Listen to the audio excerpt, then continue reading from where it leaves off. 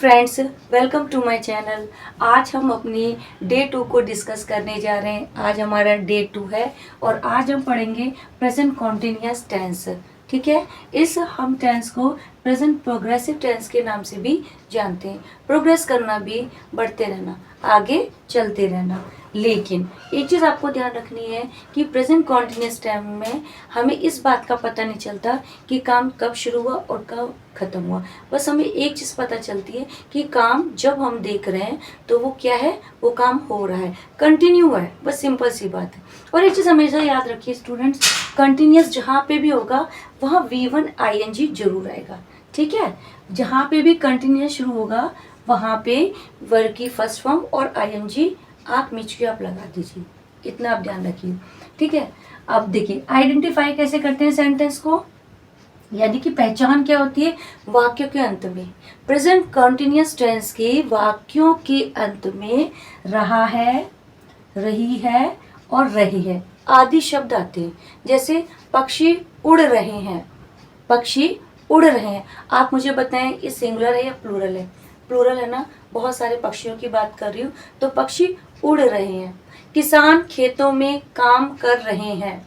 आप बताएं एक किसान है या बहुत सारे किसानों की बात कर रही हूँ? एक तो है नहीं, तो यानी कि बहुत सारे किसान, एक से ज़्यादा है तो काम कर रही है। ठीक है, बच्चा रो रहा है, बच्चा रो रहा है तो एक बच्चा रो रहा है। ठीक है, बच्ची खेल रही है, बच्ची खेल रही है, सुमन खेल रही है, गीता पढ़ रही है। तो आपको यहाँ पे ये जो नाम मैंने लिए ये सब सिंगुलर है। आप सिर्फ सेंटेंस में इतना ध्यान रखिए कि सेंटेंस के अंदर किसी एक व्यक्ति की बात हो रही है या एक से ज़्यादा व्यक्तियों की बात हो रही है। अगर वो एक है तो वो सिंगुलर है, अगर वो एक से ज़्यादा है तो वो प्लूरल है। I hope so clear. ठीक है, आइए नेक्स्ट देखते हैं। रूल नंबर जो रूल नंबर है हमारा, रूल क्या है? रूल मीन्स वाक्य को बनाने के नियम। ठीक है, तो देखिए यहाँ पे मैंने रूल लिखा है और यहाँ पे इस चार्ट को जरा ध्यान से देखिएगा। अच्छा, जो भी चीज़ आप देख रहे हैं, जो भी मैंने बोर्ड पे लिखा है, इसकी कॉपी बनाइएगा और इस सबको नोट करते चलिएगा। देखिए आपको इसी से बहुत ज़्यादा जो है हेल्प मिलने वाली है इन फ्यूचर। 100% मैं आपको ये बिलीव कराती हूँ कि सारी कोई भी नोट्स आपके कहीं से भी आपको जो है नहीं लगेगा कि हम क्यों बना रहे हैं। इन्हीं से आपको सारी हेल्प मिलनी है, बट आप प्लीज़ इनको नोट कर लीजिएगा। अच्छा, कौन कौन नोट बना रहा है, इनको नोट्स को कॉपी में बना है, वो मुझे एक बार, आप जब भी वीडियो देखते हैं ना, अगर आप नोट बनाते हैं तो प्लीज़ आप मुझे कमेंट करके बताएं, yes ma'am I am making notes. ठीक है, या आई एम राइट डाउन। ठीक है, I am writing down in notebook. आप इस तरीके से बोल देंगे। देखिए अब यहाँ पे हम देखेंगे पर्सन्स, क्योंकि हमें क्या करना है, अपनी वर्ब यूज करना है। सबसे पहले हमें पता होना चाहिए पर्सन्स। देखिए first person, second person and third person. Person क्या होती है?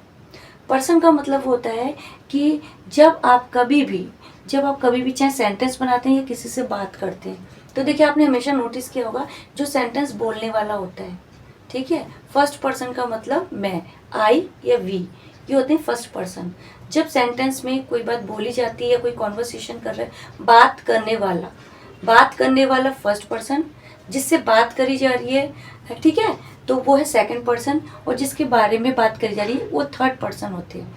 अब देखिए जैसे मैंने रोहन से कहा कि सोहन क्यों नहीं आ रहा है, तो मैंने पूछा कि सोहन क्यों नहीं आ रहा है, तो मैंने पूछा ना, तो मैं आई हूँ, फर्स्ट पर्सन हूँ, और मैंने सोहन से पूछा है तो सोहन सेकंड पर्सन है, और रोहन के बारे में पूछा है तो रोहन थर्ड पर्सन है। अब देखिए फर्स्ट पर्सन में क्या है, आई। ठीक है, आई फर्स्ट पर्सन, और वी, ये दोनों किस कैटेगरी में आते हैं? First person. मैं और हम किस कैटेगरी में आते हैं? ये आते हैं फर्स्ट पर्सन में आते हैं। और देखिए आई के साथ हम कौन सा, ये आप नोट कर लीजिए, आई के साथ हम कौन सी वर्ब, हेल्पिंग वर्ब यूज करते हैं? एम। आई के साथ हम कौन सी हेल्पिंग वर्ब यूज करते हैं? एम को यूज करते हैं। वी माने बहुत सारे, वी माने हम माने प्लूरल, एंड प्लूरल के साथ हम हेल्पिंग वर्ब यूज करते हैं आर। ये नोट करते चलिएगा मेरे साथ साथ। ठीक है, second person you, second person you. देखिए यू का साथ जो हम हेल्पिंग वर्ब यूज करते हैं वो होती है आर। ठीक है, अब आप एक चीज मुझे बताएं, अगर कोई एक बच्चा मेरे सामने बैठा है और वो बहुत छुट्टी करता है, तो मैं उससे कह रही हूँ भाई तुम स्कूल क्यों नहीं आते हो। तो एक व्यक्ति से अगर मैं बात करूँगी, why don't you come to school daily, ठीक है, हो गया, why don't you come to school daily. तो यहाँ पे मैं यू से एक सिंगुलर पर्सन को भी बात कर रही हूँ, एक सिंगुलर व्यक्ति के लिए भी, एक व्यक्ति के लिए भी मैं यू को ही बात कर रही हूँ। और मान लीजिए यहाँ पे 4-5 बच्चे आपस में बैठ करके क्या कर रहे हैं, खेल रहे हैं या शोर मचा रहे हैं, ठीक है, तो मैं उनसे कर रही हूँ why are you making noise, why are you making noise. तो इसका मतलब क्या हुआ कि हम प्लूरल्स के लिए भी यू को यूज कर लेते हैं, ठीक है। जैसे क्या कहा मैंने भी, जब काफ़ी सारे लोग होते हैं तो वो भी यू में काउंट होते हैं, और जब एक होता है तो वो भी यू में काउंट होते हैं, ठीक है ना। तो यू के साथ हेल्पिंग वर्ब आर और यू के साथ हेल्पिंग वर्ब आर होती है, लेकिन ये सेंटेंस पर डिपेंड करता है कि एक व्यक्ति की बात हो रही है या एक से ज़्यादा व्यक्ति की बात हो रही है। क्लियर है, ठीक है। देखिए थर्ड पर्सन में कौन कौन काउंट होता है। थर्ड पर्सन में आते हैं he, she, it. He, she, it ये सिंगुलर है। ही एक व्यक्ति की बात होती है ना, मेल की बात होती है। शी एक लड़की की बात होती है, ठीक है। इट के इसका यूज़ किस लिए करते हैं, वेदर के लिए, टाइम के लिए और मौसम के लिए हम इसका यूज़ करते हैं। इट का इस्तेमाल जो होता है, इट का यूज़ करते हैं वो छोटे छोटे हम कीड़े मकोड़ों के लिए भी करते हैं, छोटे इंसेक्ट्स के लिए भी करते हैं, और वेदर और टाइम के लिए तो ऑफकोर्स करते हैं। तो इनके साथ हम कौन सी हेल्पिंग वर्ब देते हैं, इसकी, ठीक है। ही, शी, इट के साथ हम जो हेल्पिंग वर्ब लेते हैं वो इज लेते हैं। उसी प्रकार हम दिस और दैट की जब बात करते हैं तो इसके साथ भी हम इसको यूज़ करते हैं। आपने देखा दिस इज़ अ बुक या this is my book, that is a house, that is your bed. तो हम किस चीज़ को यूज़ कर रहे हैं, इसको यूज़ कर रहे हैं। तो क्लियर है।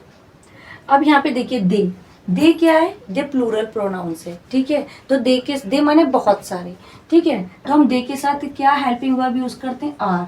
दीज और दोज, दीज और दोज, दीज माने ये और दोज माने वो, दीज माने ये, दोज माने वो। दीज जो होता है वो किसका प्लूरल होता है, दीज जो होता है वो दिस का प्लूरल होता है, ध्यान रखिएगा।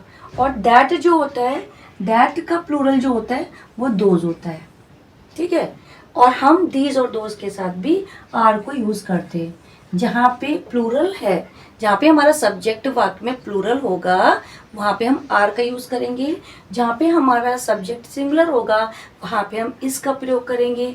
और आई के साथ हम एम का यूज करेंगे, वी के साथ हम आर का यूज करेंगे। आई होप आपको इतनी बातें क्लियर हैं, ठीक है। तो इतना आपको ध्यान रखना है कि इज, एम, आर किसके साथ यूज करना है। आप इस चार्ट को आराम से बना लीजिए, एज इट इज बना लीजिए और आप रिवाइज करते रहिएगा, ठीक है ना। कुछ सेंटेंस की प्रैक्टिस करते हैं, ठीक है। तो सबसे पहले हम देखेंगे एक फॉर्मूला हमारे पास है, ठीक है। ये रहा हमारा फॉर्मूला, ठीक है। देखिए मैंने फॉर्मूला केवल एक लिखा है और हम एक ही फॉर्मूले से हम अपने सारे सेंटेंस बनाएंगे।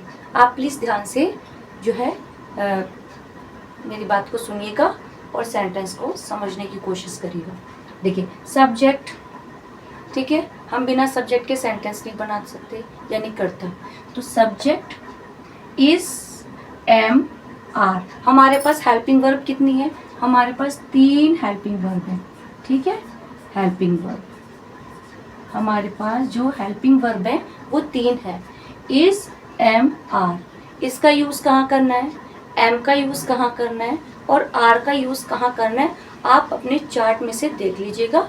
और फिर मुझे जो है आप जो है अभी हमारी देखिए फेस टू फेस तो बात नहीं हो सकती या फिर आप मुझे कमेंट नहीं कर सकते क्योंकि मैं एक वीडियो बना रही हूँ, बट आप प्लीज़ ध्यान से नोट कर लीजिएगा या ट्राई कीजिएगा बनाने का। तो subject is, am, are, these are helping verbs. Verb की first form and plus ING और फिर ऑब्जेक्ट, ठीक है। सेंटेंस स्टार्ट करते हैं। राम खेल रहा है, राम खेल रहा है। देखिए इसकी इंग्लिश कैसे बनाएंगे, Ram. Who is playing, Ram is playing. Who is playing, Ram is playing. Subject Ram, Ram singular और प्लूरल सिंगुलर। सिंगुलर के साथ क्या है, इज। राम इज क्या कर रहा है, प्लेइंग, PLAY, प्ले। प्ले क्या है, मेन वर्ब है। ये V1 जो हम लिखते हैं ना, ये V1 का मतलब होता है मेन वर्ब, ठीक है, यानी कि मुख्य क्रिया। ठीक है। तो राम इज प्लेइंग, आईएनजी देना है हमें क्योंकि कंटिन्यू लाइफ है। राम इज प्लेइंग बन गया, सिंपल, कोई दिक्कत। तो सबसे पहले आपको सब्जेक्ट लिखना है, फिर अपने सब्जेक्ट के अकॉर्डिंग हेल्पिंग वर्ब लिखनी है और उसके बाद मेन वर्ब लिखनी है। ऑब्जेक्ट है तो आगे लिख दीजिए, नहीं है तो स्किप कर दीजिए, ठीक है। सेकंड देखिए, सुमन फूल तोड़ रही है। सुमन फूल तोड़ रही है, सबसे पहले हम किसकी इंग्लिश लिखेंगे? सुमन की। Suman, how many Sumans are there? Only one. It means क्या है कि सब्जेक्ट सिंगुलर है। सुमन इज ही आएगा। सुमन इज क्या कर रही है, क्या एक्शन कर रही है, क्या काम कर रही है? तोड़ने का। तो अब हमें क्या करना है, हमें हेल्पिंग वर्ब पर डायरेक्ट वर्ब की फर्स्ट फॉर्म रखनी है। तो हम यहाँ पे प्लग करेंगे, PLUCK। सुमन इज प्लग, और प्लग में क्या करना है? ING। सुमन इज प्लकिंग, ठीक है। वॉट सुमन इज प्लकिंग, तो वॉट से जो जवाब आता है वो ऑब्जेक्ट का आता है। देखिए ऊपर वाले सेंटेंस में राम इज प्लेइंग, राम खेल रहा है, लेकिन what is Ram playing? There is no object, no answer. Clear है? वॉट से हमें ऑब्जेक्ट मिलते हैं। तो सुमन क्या तोड़ रही है? Flower, the flowers. Suman is plucking the flowers. Clear? Third, विद्यार्थी शोर नहीं मचा रहे। देखिए सेंटेंस कितने प्रकार के हम बनाते हैं? वैसे तो हम 6 टाइप के बनाते हैं। जो मैंने अपने प्रेजेंट इंडेफिनिट टेंस में बताए वो 3 बताए। प्रेजेंट इंडेफिनिट, प्रेजेंट जो सेंटेंस बताए वो मैंने अफर्मेटिव, निगेटिव और इंटेरोगेटिव बनाए, ठीक है। लेकिन यहाँ पे मैंने थोड़े से जो है सेंटेंस को बढ़ा दिया, मतलब सेंटेंस के प्रकार मैंने थोड़े बढ़ा दिए। आप प्लीज़ ध्यान से सुनिएगा, ठीक है। सुमन फूल तोड़ रही है, ये कैसा सेंटेंस था? अफर्मेटिव। ये जो 2 सेंटेंस है ये हमारे अफर्मेटिव सेंटेंस है, ठीक है। इसमें बात को एक्सेप्ट किया गया, इसमें कोई निगेटिव वर्ड नहीं है। नंबर 3 को देखिए, विद्यार्थी शोर नहीं मचा रहे। नहीं मचा रहे यानी कि वाक्य कैसा है? नकारात्मक, यानी कि निगेटिव, यानी कि हमें सेंटेंस में नॉट यूज करना है। तो विद्यार्थी, एक विद्यार्थी, बहुत सारे, शोर नहीं मचा रहे हैं, यानी बहुत सारे। तो it means the students, there is no one single student, there are so many students. तो हम क्या लगाएंगे? आर। जब हमारा सब्जेक्ट प्लूरल होता है तो हम कौन सी हेल्पिंग वर्ब रखते हैं? आर रखते हैं। The students are. अब आर के बाद देखिए नॉट अगर लगाना है तो वो हेल्पिंग वर्ब के बाद लगाइए। The students are not, the students are not क्या नहीं मचा रहे? Making noise, making a noise. The students are not making a noise, sentence बन गया, ठीक है। वह साइकिल नहीं चला रहा है, कैसा सेंटेंस है? फिर से एक नहीं वाली बात आ गई, यानी कि निगेटिव सेंटेंस है, ठीक है। वह साइकिल नहीं चला रहा है, he, singular subject, he is, not को यूज करना है, ही इज नॉट चलाना, साइकिल चलाना, ride the cycle, RIDING, riding. Ram, sorry, वह साइकिल नहीं चला रहा, he is not riding the cycle, ठीक है। क्लियर? कि अब नेक्स्ट देखते हैं, यानी कि 2 सेंटेंस हमारे कैसे? Negative, 2 sentence affirmative, 2 sentence negative. देखते हैं 5th वन, क्या तुम बाजार जा रहे हो? क्या तुम बाजार जा रहे हो, सेंटेंस कैसा है? एक तो हमें लास्ट में इंटेरोगेशन दिख रहा है, ठीक है, क्वेश्चन मार्क दिख रहा है, और फिर हमें स्टार्टिंग जो हुई है वो क्या से हुई है, यानी कि सेंटेंस के अंदर क्वेश्चन पुटअप किया जा रहा है। क्या तुम बाजार जा रहे हो, ठीक है। अब हम सबसे पहले तुम, सब्जेक्ट क्या है? यू के अकॉर्डिंग हम क्या लगाएंगे? चार्ट में देखिएगा, आर यू, ठीक है। फिर इसके बाद verb, are you going to market, are you going to market, last में क्वेश्चन मार्क, सेंटेंस कंप्लीट, ठीक है।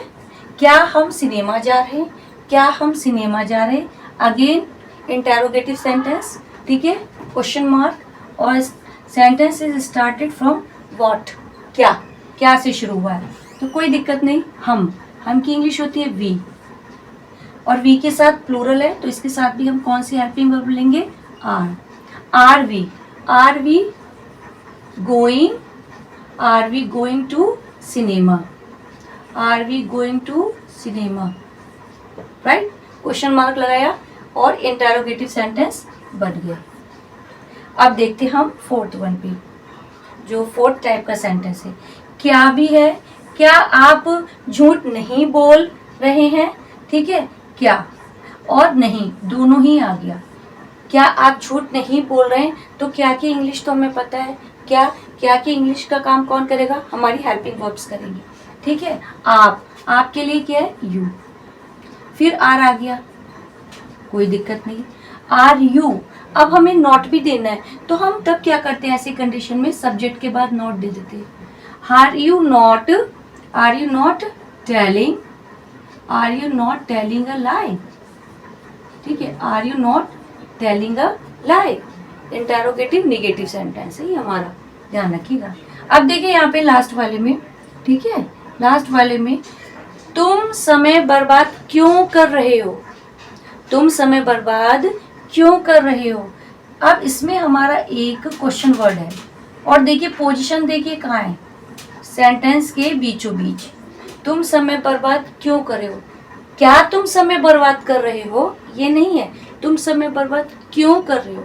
यहाँ पे एक रीजन पूछा जा रहा है, भाई क्यों कर रहे हो, तुम्हारे एग्जाम्स आने वाले हैं, तुम क्यों कर रहे हो।